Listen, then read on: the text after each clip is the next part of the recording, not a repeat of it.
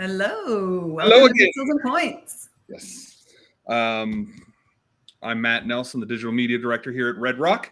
And with me, of course, is Susie Brown, our Media planner, buyer extraordinaire. Yes, you are. So today on Pixels and Points, trying to jump back into the rhythm. We've got a little bit of nitty-gritty stuff we're going to talk about with some MFAs. Which are made for advertising websites. And if you do your own media or you work with an ad agency, it's a fight that we've been fighting for the past year. So we'll talk about that, as well as a very topical topic of TikTok moving off, shuffling off, and what other options are out there. What are some of the apps that are coming up? That kind of stuff. So do we want to do the TikTok one first, since that article doesn't seem to be coming up? Sure thing. Blinked for a second. There. Oh, it's trying real hard. All right. We'll get it moved over. All right. First thing we're going to jump into is the TikTok ban, what everybody is talking about. So the latest article, this was published just a couple hours ago, I've been able to find, just kind of going through, but everyone is saying the same thing. Obviously, the ban is coming up. The Supreme Court denied anything. There's going to be no sale. And basically everything's going to go, from what this article is saying, as of the 19th, there will no longer be any advertising on the site. All ads will be paused on the 19th, but data will remain accessible. So obviously this is going to send a lot of advertisers into a panic of what do you do next? Obviously look for another provider if we can't advertise on TikTok. So we've just kind of thrown around, obviously the first place I think people are going to head over is Instagram Reels, YouTube Shorts, right? It's something that's easily accessible for obviously American media buyers. They have self-service platforms, very easy to work with. But one of the things they're kind of going through in this article is just talking about a shift, not an end. Like, what have we learned from TikTok that's going to be able to help you go into other platforms, or really just what they're kind of talking about is how TikTok popularized short-term video, right? Really got a hold of it. Everybody got on board, and kind of big major takeaways are going to be what you need to do creatively. One of them is obviously kind of something we've talked about before, is having that strong hook, right? First 3 seconds, you've got to have something interesting going on, or no one's paying attention. It's what made TikTok so popular, was that they got people's attention immediately, and their algorithm just played off of what you like and gave you more of what you like. It was kind of, and people would complain about it, and but it's kind of like the old fake Rorschach test, where it's just like, it's just an ink blot. It's you that's making up that you're seeing all this stuff. So right. And their algorithm worked pretty well, and that's what really drove them up. And so it's really finding where are all those TikTok refugees going to go. This article's having issues too. So where are all those articles going to go? Some of the other options that you have, of course, like you were saying, is Reels, as well as YouTube Shorts. And that's where large audiences, I mean, YouTube already has a baked-in audience of a lot of people, and I've seen over the past 6 months, they have really started pushing shorts and people to watch their shorts, and it makes it really easy when you're on your phone and you want to watch a YouTube videos. Like, those are the ones that they're pushing on your phone, so you just click on it, and then it's just as addictive as Reels and TikTok. Yep. Scroll. It's definitely a second place after Instagram, where if you have budget for TikTok, you may want to think about moving it either, if you already have budget for Instagram, you may want to move it over to YouTube Shorts. Now, and either way, right? Move to Instagram if you're already spending on YouTube. Now, there are what other apps do you know of that you might think are going to be there? Some of the ones we've been talking about. Well, what I've seen on TikTok is a lot of people going over to this new app, Red Note. I don't know if you've heard about that one. It's another Chinese app, but obviously for American advertisers, not going to be easy to use, right? To try and get in there, no self-service. No, because that is directly controlled by China as well, and it has a lot of even more restrictions, it seems like, than TikTok does, and things like that. So, I mean, there's a bunch of people. They've seen I think on what I was looking at, 216% increase in users over the past week. So they have gone really a lot higher, and I would say that they're a maybe a competitor advertising wise for anybody that wants to do advertising with them, but it's not super easy to do that right now. Some of the other ones that may change. You never. I mean, that's one of the things about watching trends, right? I mean, things move on a dime, and as soon as something like that gains that traction and opens up, those sales, who knows? And some of these other apps, I mean, they've got to work a little bit on their algorithm. They've got to work on their For You page. I mean, that's where the comes in. And I mean, some of the other options that are out there is one that's called Triller. It was mainly for like bands, but they've expanded and started including a lot of just regular creators' contents. So it used to be for bands, and now it's more for that, and they're trying to push that. So it's still, these are much smaller, user base. Right, just starting to pop up on the radar. They're popping up. One is a little bit more well-known, is one that's called Substack. And it's been around for a while, and so they're also seeing a up. And there's another one that's called the Clapper, or not the Clapper, it's called Clapper. So they're all seeing surges in there, and there are some advertising options, but it's not where it was for TikTok. It's just like you're sponsoring the news section or something like that, and it's not it's not self-service friendly as much as TikTok was, or for that matter, Instagram. So some of the other apps, if they see a surgence of users and they see that they're getting really popular, it's something that they're going to have to work on, is building a good advertising platform so that it meshes well with the rest of the app. Exactly. On the other side of the business, it's a huge opportunity for some of these smaller apps that we were talking about. Make it, first one out with that. Here's, easy ad platform, self-serve. People are going to flock to it. I mean, how often does the government kill like number one or number two in an industry? I mean, from a traditional media background, the only thing I can really compare it to is the fights between the streamers and the cable companies and the sports rights, and blacking out a network. But they always work it out at the 11th hour. And I don't think that's going to happen this time. I thought for sure it was. I thought for sure TikTok would just come right on out and it'd be fine. But this is a big surprise, at least for me. So there's main options: Instagram Reels, YouTube Shorts. Secondary options we're keeping an eye on: Triller, and Substack, and the last one, the one that I misspoke what the name was, the Clapper one. So keeping an eye on them. There may be a black horse out there that comes out from behind. There's the one that my kids love, which is Cover Star, that is ad-free right now. But I think I did a little research on it. It started out for K-pop fans, so like pop music to put videos on, but that seems to be where the 9 and 10-year-olds set are ending up. 9 and 10-year-olds turn into 14 and 15-year-olds. Exactly. Those and the 20-year-old college students are the ones that drive all of this market. So, yep. Look at that. Yeah, some of the other things the article was just talking about, takeaways from TikTok, is besides that strong hook, is that authentic storytelling, right? And original sound and music. I mean, that's where its strengths were. And then, of course, like you had mentioned, the power of their algorithm.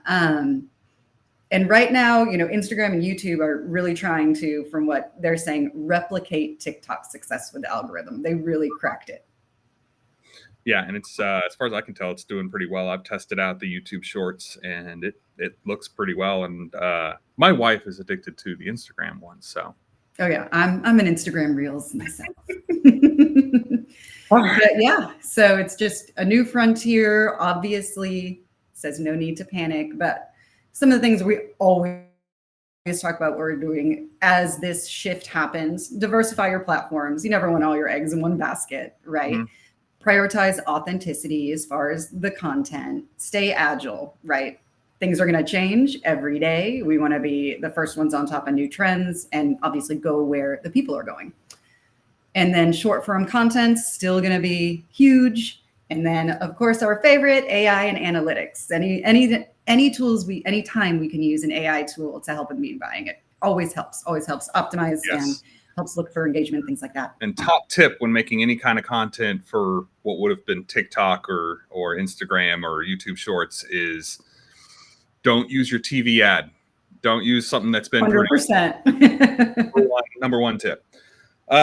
Okay, we want to move on to MFAs. Yeah, not sure if the articles are working, but we'll see if it's up. And I will try not to dive in too deep on these.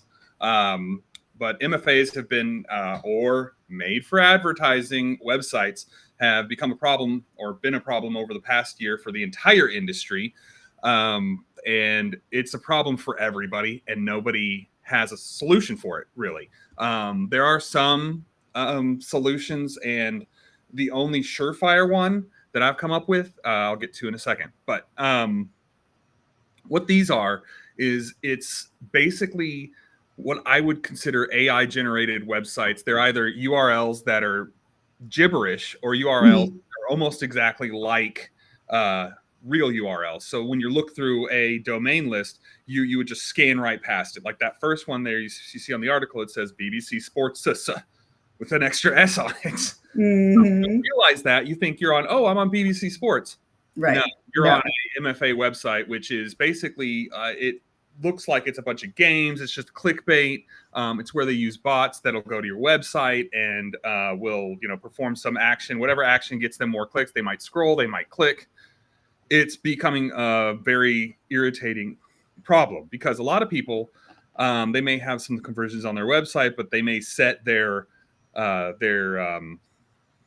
campaign to optimize towards a click-through rate, which if you do a click-through rate, it's of course Google or wherever you're going to do. Like let's just stay with Google, is going to just optimize to whatever sites are getting you the clicks.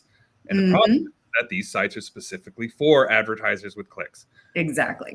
A lot of people that have been doing this for years, or maybe took off a little bit or have done it in the past, they would say, well, you just block those websites.